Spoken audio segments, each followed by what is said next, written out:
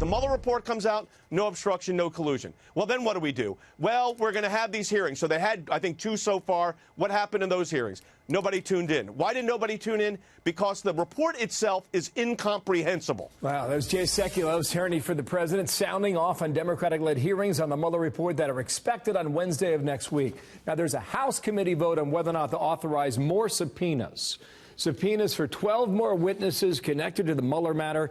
That hearing begins in a few minutes from now. Ranking member Republican Doug Collins out of Georgia. He'll be there today. You'll be there next Wednesday. Sir, thank you for your time and for being here today. I see Michael Flynn, Jared Kushner, Corey Lewandowski, Jeff Sessions, among about 8 others. Does anyone appear at any point soon? I tell you the problem we have here, Bill, is the circus continues. This has become nothing but a circus show for the last 6 months. And I'm really beginning to wonder if the chairman and maybe other parts of the Democratic side slept through law school when they determined what a subpoena actually is. What's really interesting is many of these people have never been contacted before. This is the very first time they've even been contacted that we're getting a subpoena. Some have actually provided documents in return for their cooperating with the committee on the 81 letters, which has been, just done away with. They're getting another subpoena. This is simply because they had a bad couple of weeks in the press when they left here on immigration and other things, and they're trying to retake the narrative, and they're doing so by subpoenas. Okay, so do you think the Mueller hearing happens next Wednesday?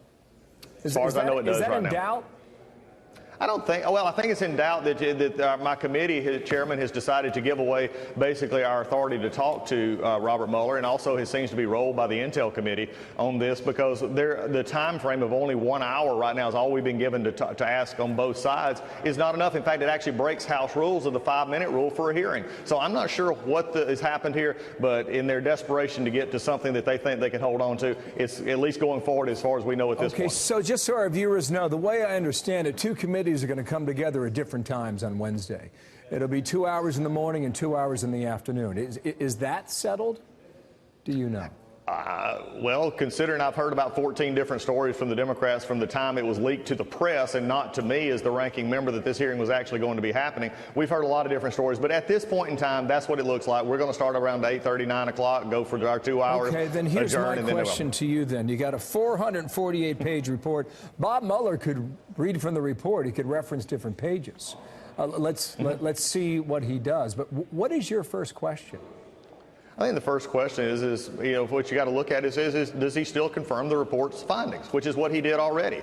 And I think when you get to that point, then we also understand his investigation is closed, so there's no new information that should be coming out here. These are the kind of things that we just need to frame the fact that the report, as Mr. Mueller said himself, it speaks for itself. And that means there was no collusion, there was no charge of obstruction. It's now time for, if the Democrats have something, it's on them to show this. Mueller has spoken as he has said. Okay, you're the ranking member in the morning. The ranking member in the afternoon is Devin Nunes from California. I did a podcast with him late yesterday. It'll be posted a little later today. He was breathing fire, and he had a long list of questions. But in the end, this is what he concludes as to why all this matter needs to be cleared up. And this is significant, too. Just listen to what he said. These are all a bunch of dirty cops.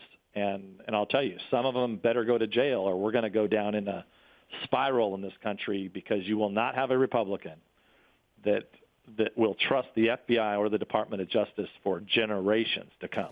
And he went on from there, called them dirty cops, as you just heard, won't trust the FBI in a generation. Is that the feeling on the Republican side?